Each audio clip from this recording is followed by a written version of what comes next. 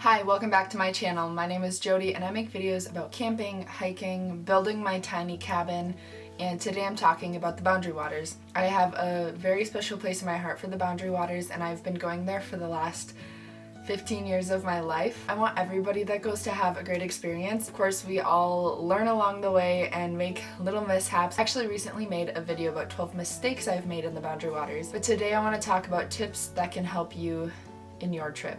The first tip is to set up your gear beforehand. I always do this to make sure, if I have some new equipment like a tent or a sleeping pad, that I know how it works and I have everything I need. Make sure the tent came with stakes, make sure all the pieces are there, make sure you have a rain cover for your tent, make sure you know how to set up your hammock. It's also important to look for new tears in your equipment if you stored them for a while, or even it doesn't have to be a long time. You could have new holes chewed by a little mouse, or you could have fresh mold that's been growing. Set it up, check it out, wash it out, take care of everything you need to so that when you show up at your campsite in the Boundary Waters, you are prepared and everything is in good condition. The second tip is to bring a rain fly on your Boundary Waters camping trip. Bringing a rain fly provides you a space outside to sit without being wet if it does rain on your camping trip. You could hang out in your tent, or you could sit outside in the rain. And if it does rain, it's so much nicer to be able to hang out outside and watch the rain come down. If you do want to be outside and feel the rain and experience that, that's great, but sometimes it can be really cold.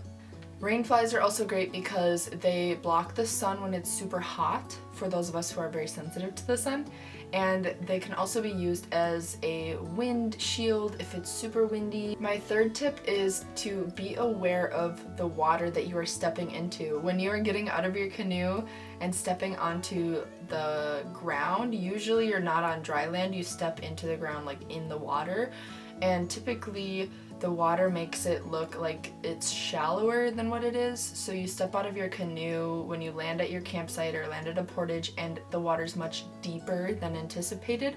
Sometimes people will tip their canoe when you do this. Sometimes people will fall and you can kind of slip into rocks and things like that. So just be very cautious when you step out of your canoe and onto the ground when you land at a campsite or at a portage. My fourth tip is to bring 3 pairs of socks. I like to bring 3 pairs of dry socks for my camping trips because I have a little bit of a system. Usually I have 1 pair of socks that I know is going to get wet, and that's totally fine if they're wet.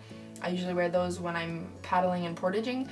I like to wear socks even if I'm wearing sandals because it can prevent some rubbing and blisters and things. Then I have another pair of socks that I keep dry, but typically that pair gets wet at some point, so then I have the third pair that's like for sure gonna be dry when I need it. It just gives you a better chance of having a dry pair of socks when you want a dry pair of socks. The third pair of socks, sometimes I'll even put in a little Ziploc bag to make sure that they're like really gonna be dry when I want really dry socks. My fifth tip is to bring an easy to carry boat. By boat I mean like canoe, kayak, whatever, not like a boat.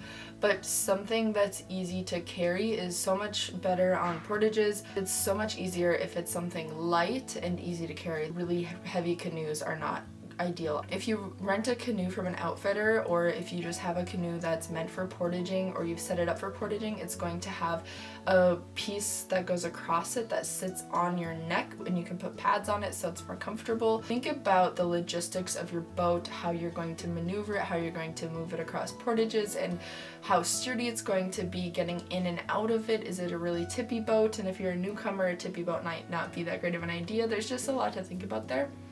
If you're concerned, I would call an outfitter and borrow one of their canoes because they have canoes that are meant for portaging. My sixth tip for camping in the Boundary Waters is to set up your tent away from trees. The number of times I've been in the Boundary Waters and it's gotten super windy are a lot of times. It's always a good idea when you're setting up your tent, even if it's not supposed to be super windy or not supposed to storm, be aware of trees around your tent. Are there trees that look dead? Are there trees that have huge branches that look dead? My seventh tip for camping in the Boundary Waters is to allow yourself a luxury. When camping and backpacking, oftentimes people are trying to pack as light as they possibly can. I do that too. I don't want to bring all of these extra things that I have to carry around if I'm not going to use them, but I do allow myself a luxury. For example, for you it might be a pillow. I don't usually use pillows, so if I have a big book that I want to take into the Boundary Waters and continue reading, I will bring that book even if it's big and bulky, just because I know it's going to enhance my experience. I have brought paints into the Boundary Waters too, in my paint kit that isn't super packable, so you kind of have to carry it on its own. If it's something that you're okay with carrying on Portages and you can manage, and it's something that's going to really enhance your Boundary Waters experience, if you love to paint, if you love to read, I recommend bringing your luxury. My 8th tip for camping in the Boundary Waters is to not bring bulky coolers. The coolers that are like large and have like the tops that open up, they're bulky and they are not easy to portage.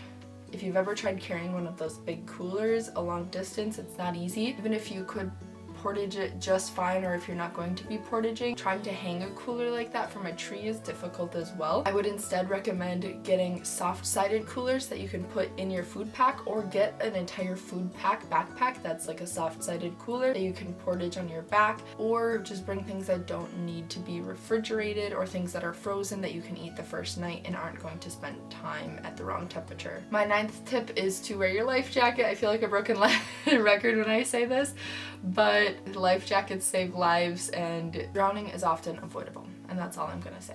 My 10th tip for Boundary Waters trip is to wait at portages if there are people there. When you're paddling up to a portage, it can be really exciting. You want to get through the portage. If the group in front of you is moving slowly, it can be tempting to just dock your boat, carry everything, and pass them up on the portage.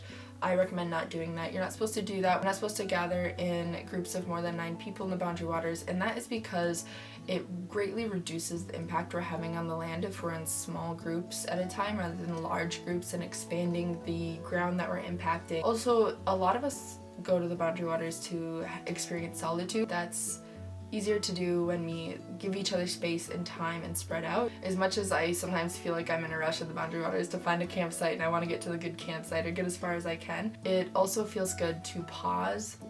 Usually you find a portage in some kind of bay, and those are the best kinds of portages because you can relax in your canoe for a minute, take everything in, rest your arms, chat with the people you're canoeing with if there's other people in your group before you start portaging. It's a good experience, and it's also polite, and it's also better for the impact on the earth. So the 11th tip is simple, but yet I still don't always do this myself. I need to.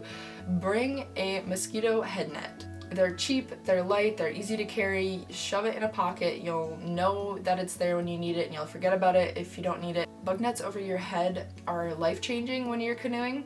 They keep mosquitoes, bugs, flies, everything away from your face. When you're canoeing in a canoe and trying to paddle and there's bugs around your face, I find it very difficult because I'm the kind of person that swats and does this and keeps the bugs out of my face, and then you're not paddling. My last tip for camping in the Boundary Waters is to take in the stars. The Boundary Waters is a massive dark sky sanctuary, which is a real treat, and I love that we have that here in Minnesota. Oftentimes in the summertime, it stays light super late, so you go to bed when it's just starting to get dark, but I really do recommend staying up and experiencing the dark sky, the stars, the moon. Sometimes there are aurora, northern lights, and maybe even sleep outside of your tent if it's a nice night. My last video I made was 12 mistakes that I made in the Boundary Waters over my 15 years of camping in the Boundary Waters. If you enjoyed this video, you might enjoy that video, and if these videos are helpful to you, make sure to subscribe and like the videos. It really does help me out, and I appreciate it a lot. I do have a newsletter where I share updates on my photography business and sometimes talk about the Boundary Waters and things like this as well. If you want to get on that, send me an email to this. I will get you on the newsletter. Just email me saying newsletter.